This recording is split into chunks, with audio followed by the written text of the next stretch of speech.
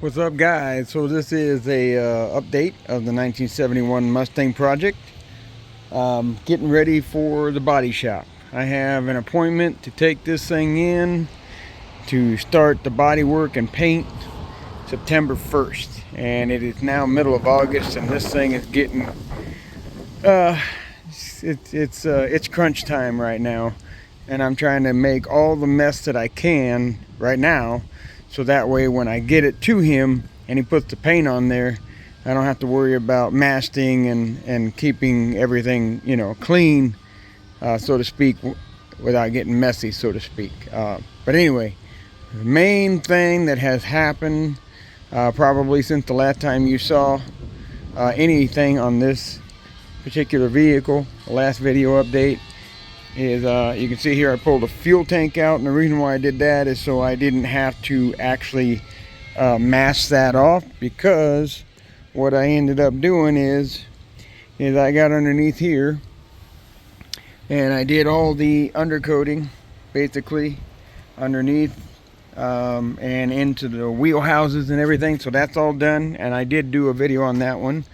But now I've moved into actually doing my trunk area, so, and the quarters I should say. So now you can see here that I did the undercoating to my entire trunk, but it goes further than that over the top of the wheel houses.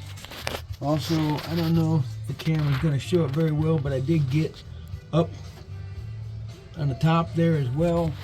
So basically everything is undercoated from this line right here all the way up to here and back into here. Basically the entire quarter panel on both sides is completely undercoated. And you can see here I kind of did a little bit of the interior component here, just a little bit as well. Got the top of the wheelhouse there, and I went a little bit across the bottom there. I've got this bubble wrap kind of insulation. I'm going to bring that all the way back up to right about there. The mufflers are going to sit right underneath this thing right here, so I'll put that bubble wrap up to there. But once it starts to raise to go to the fuel tank, the exhaust actually passes underneath the axle in this situation because of how tight it is with the 4-link and the size of the pipe and everything. So with that being said, really I'm not going to insulate the trunk floor or anything up high for that matter, just because again the exhaust goes underneath, so it's going to get warm right here where the muffler's at, but that's about it. So I will bring that foil wrap insulation underneath the seats all the way up there, and right about, I might go up just a little bit, but that's it. But again, I don't know how well the camera's going to show in here, but well, there you go. I can see it there. It looks pretty good. And I got it all the way up again to the top here. And this whole thing is it's dry now, so it definitely sounds, a little bit better, a little less hollow, so to speak. And that's what I wanted. And it also will give me some insulation value as well. At one time I thought that I was gonna, maybe take and put that bubble wrap insulation up against, like spray the 3M stuff, adhesive, and put it on there.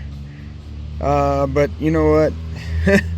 I spent the entire day yesterday doing yoga in this thing. I'm not even kidding. So basically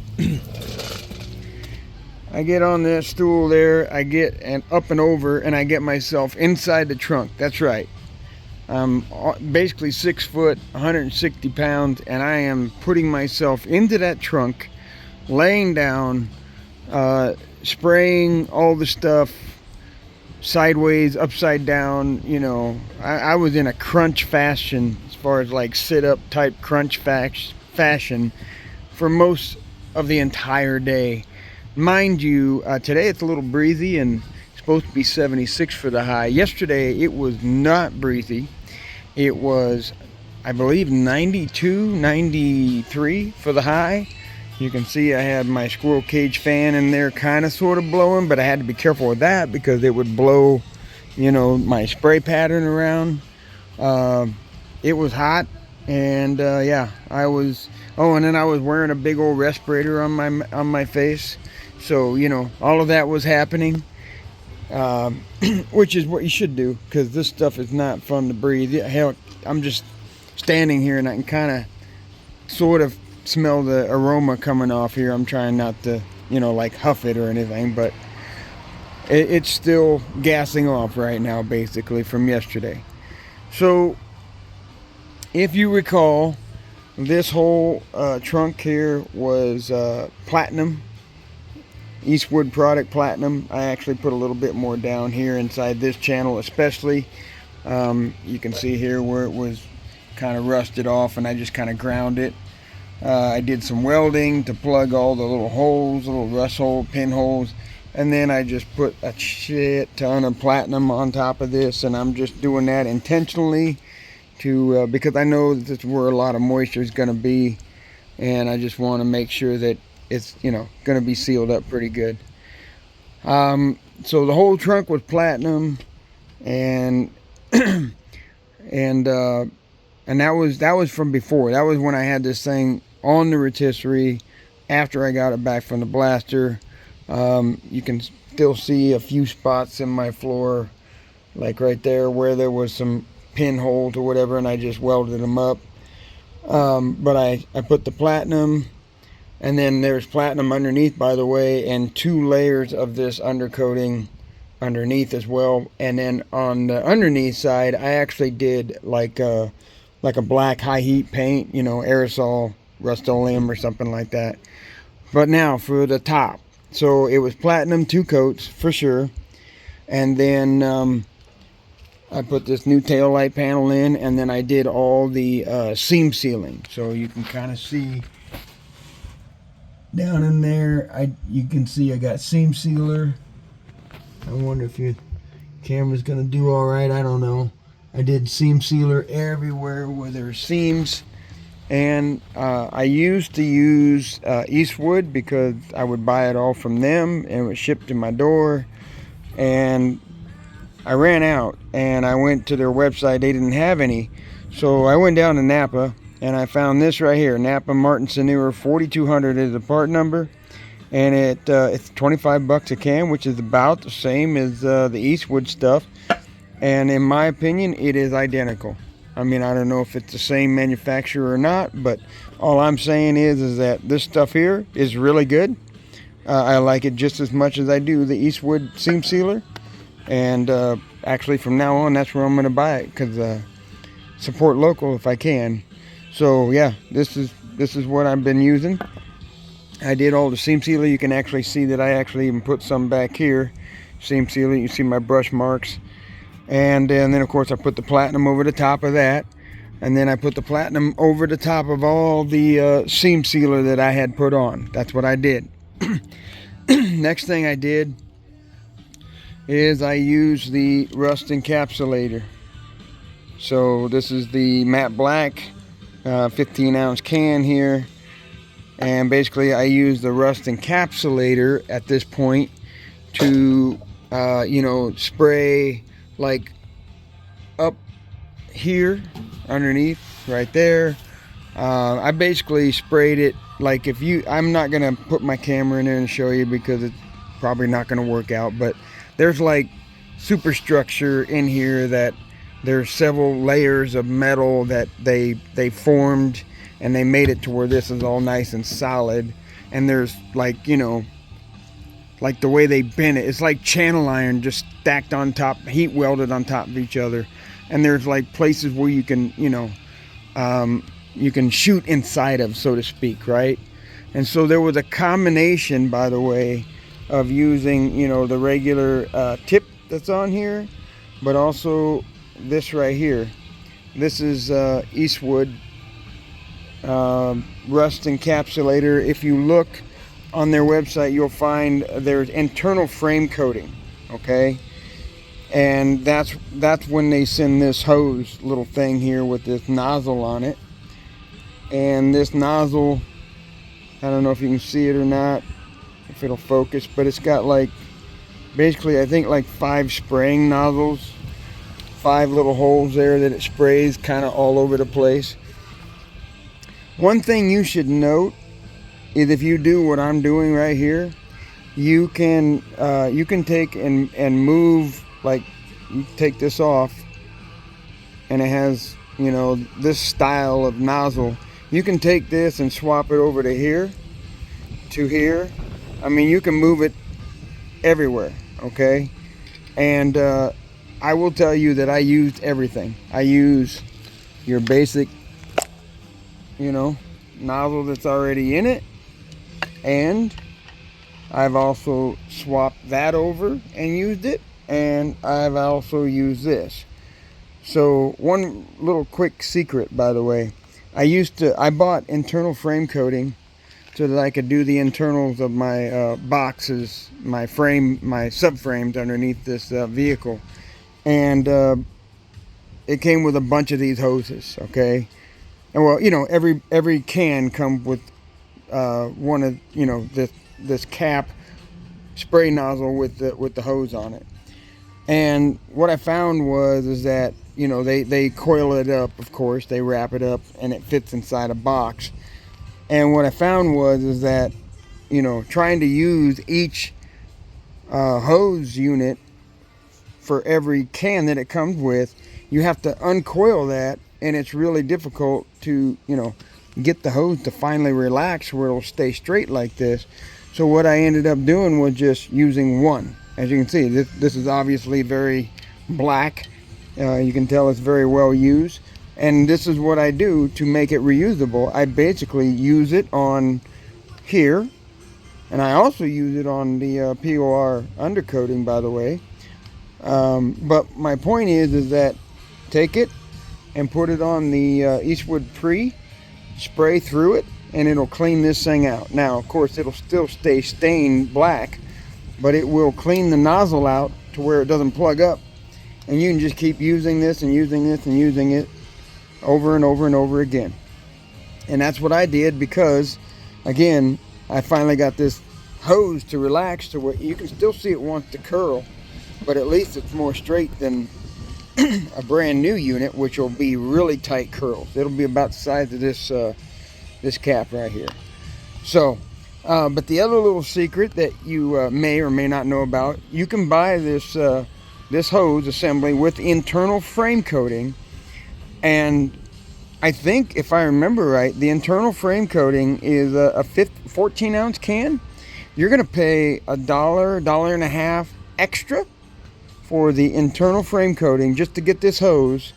And in my opinion, it's the same as this rust encapsulator, which you can buy at a larger quantity, 15 ounce, and for about $1 to $2 less per can. So once I realized, I bought like, I think 4 internal frame coating, and then once I realized I could swap this nozzle over to this one, well then I stopped buying the internal frame coating and I started buying just the rust encapsulator only. And again, also, rust encapsulator comes in many different colors: white, red, green, so you have more choices for colors, but I'm sticking with the matte black. But my point is that you can buy the rust encapsulator cheaper, and in my opinion, it is the same product. Just by the way it sprays, I'm very certain it's the same product. I could be wrong, but I don't care. It works. So anyway, so I took the rust encapsulator. Long story, right? Took the rust encapsulator, sprayed it pretty much everywhere, and I used that nozzle with the straw on it. I use the hose assembly. Like, for example, I'd take the hose assembly and I'd stick it right down in there between the quarter and the outer wheelhouse, and I'd spray down in there really, you know, deep down inside there, and all the gaps and everything. That's where I sprayed the rust encapsulator. Then, like I said, to clean that hose out, stick it over on the pre, spray through it, Then it's time for the undercoating. Take that undercoating and put that hose on there. Same thing. Stick it down inside there between that wheelhouse. You can kind of, I think, actually see. Yeah, there you go. You can see it down in there where it's kind of going, you know, between the wheelhouse and the inner quarter, or outer quarter, I should say, skin. And yeah, I got it. I got undercoating sprayed way down in there, so I'm not even worried about it anymore at this point. This thing's gonna last another 50 years at this point, and that's all well and good. I won't be here, but it does spray a little different through this hose with the undercoating. I don't know how to explain it, but if you try it, you'll understand what I'm saying. I like how it sprays through the encapsulator better because it's more liquid, but nonetheless, if you need a tool and you need something, this is the way to do it. When you put the this straw assembly nozzle on the undercoating, that works great for pinpointing. You can, and plus that nozzle or that straw is a lot more restrictive than the actual nozzle that comes with the undercoating, and it makes your can last so much longer. Now, it's still spraying the same amount of product out, of course, but my point is that you tend to be more precise when you're using the straw. So I use the straw a lot, actually, on the undercoating.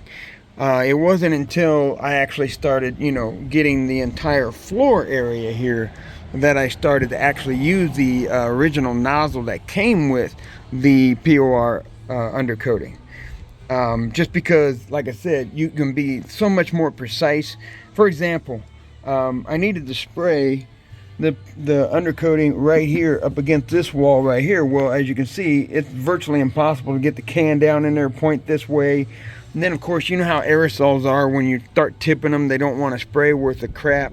So I took and put the straw over on the POR undercoating, and I actually went right through this side marker light hole and sticking that straw in there, you know, and then me standing right over here kind of looking through it at this angle here. Sometimes I would actually even throw the flashlight through there and actually peek through here as well. But that really allowed me to spray a very precise pattern exactly where it needed to go. Also, you know, spraying on the back side of this, you know, lip right here at the top of the wheelhouses. I use that hose assembly some, but again, it doesn't, like I said, it doesn't spray like as good as I want. But putting the straw on, and then, by the way, I use this a lot. This is something, you know, a spray gun. Trust me, your fingers are going to be really sore if you're trying to do all that with just by pushing with your finger. But anyway, what's cool about this is you can take this and you can put this on there, and then you can kind of turn your can a little bit sideways. You can see here you got plenty of room to move it sideways, and then you can, you know, stick it down in there and squeeze the trigger. So that's what I did, kind of, you know, spraying back here. But you know, one of the things that the straw really is handy is when you're spraying upside down. I wish I was still on the rotisserie like my son's car there, because this would not have taken a whole day. If I had this on the rotisserie, I'm pretty sure I could have stood inside here and I could have done, you know, quite a bit faster. But because it wasn't, I actually, again, crawling in and out of here after every single time I emptied a can out or whatever, which I know somebody could say, well, you could have put your cans in there and they'd be ready for you, but you got to shake them, you know. I need a break because I'm sitting in there doing, like, literally, like I said, yoga, crunches and all that kind of stuff, trying to hold my head up. This was very uncomfortable, so to speak. I'm glad I exercised, because that really made a big difference. I guarantee if I hadn't exercised in the last 3-4 months, I would have been really hurting today. I can tell you that right now. But definitely, you know, spraying upside down that straw assembly for that POR was, in my opinion, the best. You can actually see here that I sprayed even here. and this is where I was spraying upside down. I was like literally right here, pointing up, having the can like right up against my chest, and just spraying upside down. And this is the perfect example of where that straw, really comes in handy there. And it did the trick. It did the trick. So this is what I used. This is the process that I went with to make my trunk floor look like that. It's a lot more, soundproof now a little bit. I mean, it's still kind of, sounds like a metal, floor, I guess. But the fact that I've got undercoating underneath and undercoating on top, and now it adds an insulation value as well, a little bit, it looks great. I mean, all the welding and everything that I have in there, it kind of covers that up. Now, what I intend to do is I intend to have the people at the body shop actually spray my trunk with the paint. I'm not going to make him get up underneath here and spray, on the underneath of the quarter and everything, but I do want him to spray at least the majority of the trunk floor here that you can see, and maybe even up against the wall with that snapper blue that I plan on going with. And I think this will look really good because now I have the texture, and then when you spray that actual high-end paint or automotive style paint on here, that'll make this thing really durable. Up here I have this POR undercoating, and then I use rattle can is what I use. I use the Krylon stuff is what I use. The Fusion right there. This is what I sprayed over the top of that, and that, in my opinion, is what makes it feel so smooth and is a lot more durable this way. Because actually, now of course this is brand new. This is fresh overnight, and it is actually kind of rubbery right now, and it is kind of soft. It hasn't cured, in my opinion, quite fully. But I also noticed that when you just let it sit there and you never spray over the top of it, it has a tendency, like if you were to bump into it with a piece of metal or something like that, it would actually show that you hit it. Because I remember it doing that up here, and that's when I decided, all right, well, I'm going to spray over the top of it with something. And once I did that, this is a lot more durable now. So yeah, once we spray the actual automotive, body paint in here, this thing will be really, really durable. So that's it for this update on the Mustang and how I actually performed getting the rubberized undercoating in the trunk. So if you want to do something like this, that's the process. Those are the products that I use. Hopefully this is something that can help you. So be sure to like, subscribe, and rumble, and come back for more, because here pretty soon we're going to go in the body shop, and maybe you can come along for the ride to watch that.